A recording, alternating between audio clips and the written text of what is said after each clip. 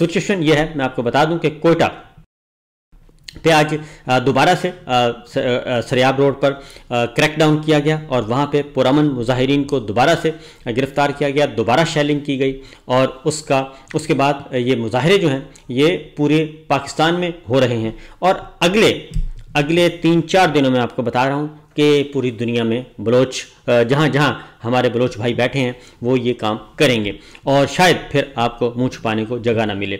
सूरत हाल यह है कि इस्लामाबाद में आज कोयटा में बलोच मुजाहिरीन पर पुलिस की फायरिंग के खिलाफ नौजवानों को कत्ल करने और ख़वातीन पर तशद्दुद के मामले में आज इस्लामाबाद में मुजाहरा किया गया और पुरअमन मुजाहरा किया गया।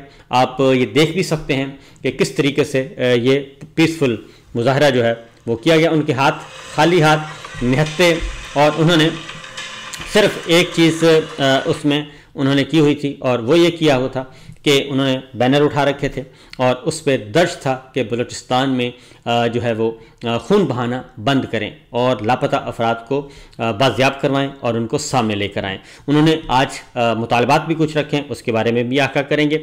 आज मौलाना फजलुर रहमान साहब से जब पूछा गया कि जनाब आप कब सारी सूरत हाल से जाग रहे हैं, आप भी तो वहीं से मुंतखब होकर आए हैं, रुकने कौमी असम्बली वहीं से मुंतखब हैं, आपका भी तो फ़र्ज़ बनता है। तो उन्होंने क्या कहा, रवो भी सुनिए। रमज़ान गुजरने दें, इंशाल्लाह रमज़ान गुजरने दें, एक दफ़ा रमज़ान गुजरने दें, हमें अपनी पार्टी का पॉलिसी काउंसिल जो है उसका इजलास करने दें, फिर उसके बाद देखते हैं कि क्या फैसले होते हैं क्या नहीं होते। तो उन्होंने कहा जी कि रमज़ान गुजरने दें, उसके बाद हम देखते हैं कि क्या फैसले होते हैं।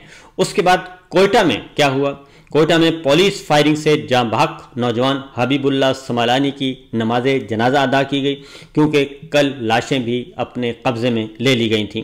और ये मनाजिर आप देख रहे हैं, ये मनाजिर हैं कोयटा से। इस्लामाबाद में जी नेशनल प्रेस क्लब के बाहर बलोच स्टूडेंट्स ने मुजाहरा किया और उसमें भी बलूचिस्तान में नस्ल कुशी बंद करो के नारे लगाए गए।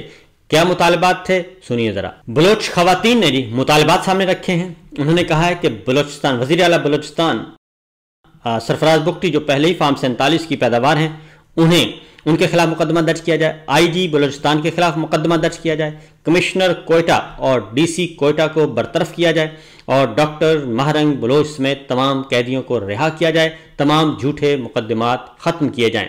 क्या कहा उन्होंने, जरा सुनिए। हमारा जो धरना था, हमारा जो प्रोटेस्ट था वो अब भी जारी है और इसके मुतालिबात अब भी अपनी जगह कायम है।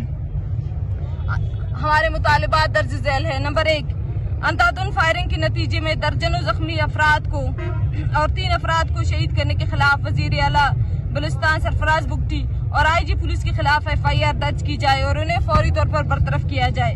नंबर 2, कमिश्नर कोयटा और डिप्टी कमिश्नर कोयटा को फौरी तौर पर बरतरफ किया जाए। नंबर 3, कल गिरफ्तार होने वाले तमाम अफराद बशमूल जिनको 19 और 20 मार्च को गैर कानूनी तौर पर हिरासत में लिया गया था, जिनमें बीबगर बलोच, नासिर अजीज, शहजाद, निसार, शाहिद, जाहिद बलोच, डॉक्टर मारंग बलोच और दीगर तमाम मुजाहिरीन को बाहिफाजत फौरी तौर पर बाजियाब किया जाए। बलोच सियासी कारकुनान के खिलाफ इंतकामी कार्रवाइयों का सिलसिला फौरी तौर पर बंद किया जाए और तमाम झूठे मुकदमात खत्म किए जाए। शुक्रिया। ये सूरत हाल है जनाब, ये मुतालबात पेश किए गए।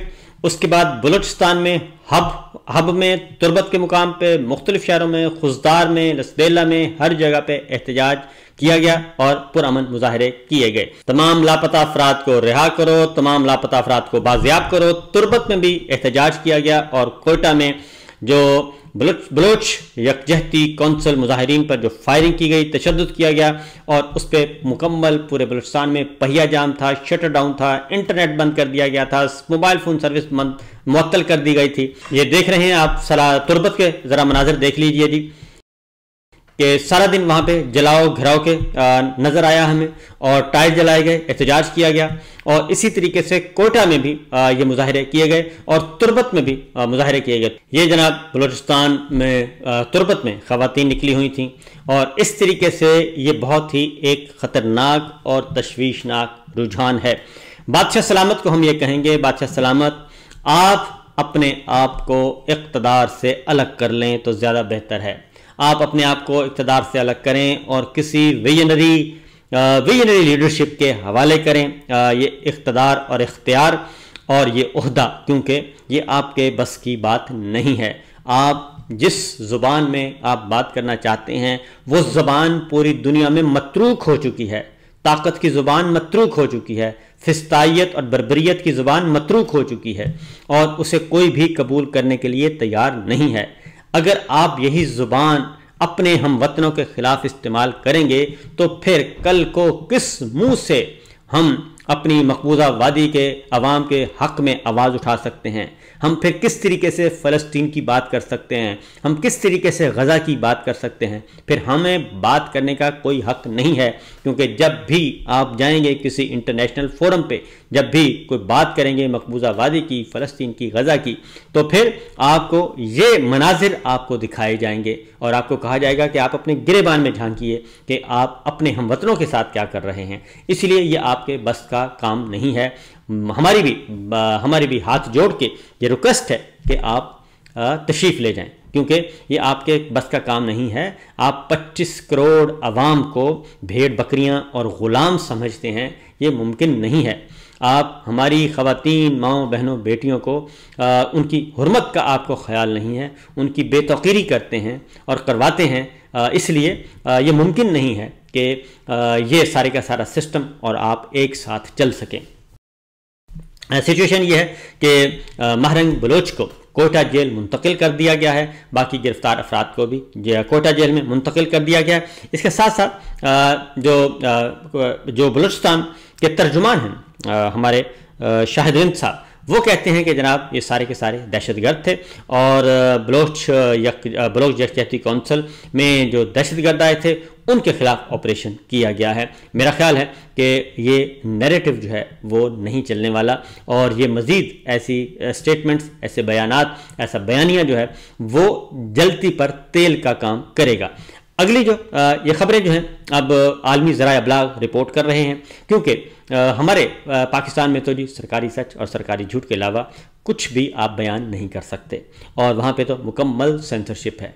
इसलिए हम आपसे रिक्वेस्ट करेंगे कि आप ये सेंसरशिप भी ख़त्म करें और अपने दरो दीवार को देखें, वहाँ से क्या सदाएं उठ रही हैं और वाक़तन पाकिस्तान जो है वो ब्लीडिंग का शिकार है, खून रिस रहा है और इसको ज़रा ठीक करने की ज़रूरत है। दूसरी जानिब इरफान सिद्दीकी साहब उम्र के जिस हिस्से में हैं वो ये कहते हैं कि ये हो नहीं सकता दहशतगर्द दनाते फिरें और उनके ख़िलाफ़ कोई ऑपरेशन ना हो और उनके ख़िलाफ़ कोई मौसर कार्रवाई ना हो।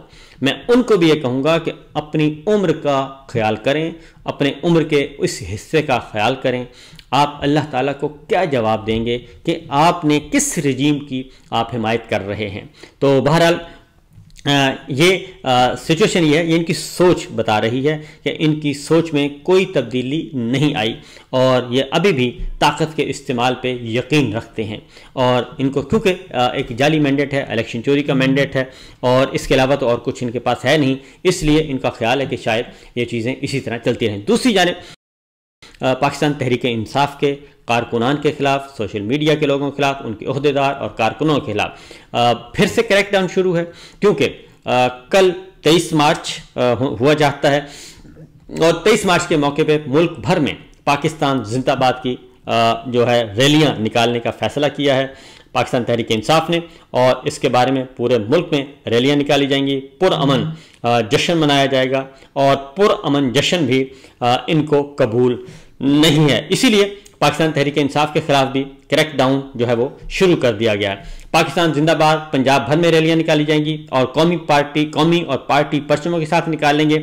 और ये बता देंगे कि ये मुल्क हमारा है, हम इसे गासिबों के रहमो करम पर नहीं छोड़ सकते। ये बात की है आलिया हमजा मलिक, चीफ ऑर्गेनाइजर पंजाब ने। उन्होंने कहा कि वज़ीर आज़म इमरान खान ही पाकिस्तान खान है।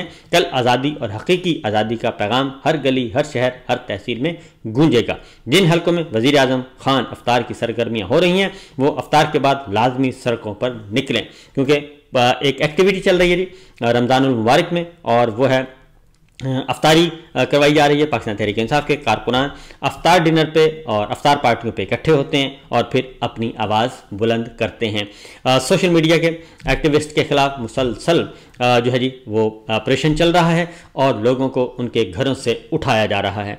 तो फिल वक्त हम यही कहेंगे कि जनाब होश के नाखून लें और जितनी जल्दी होश के नाखून ले लेंगे उतना ही फ़ायदा है। फिल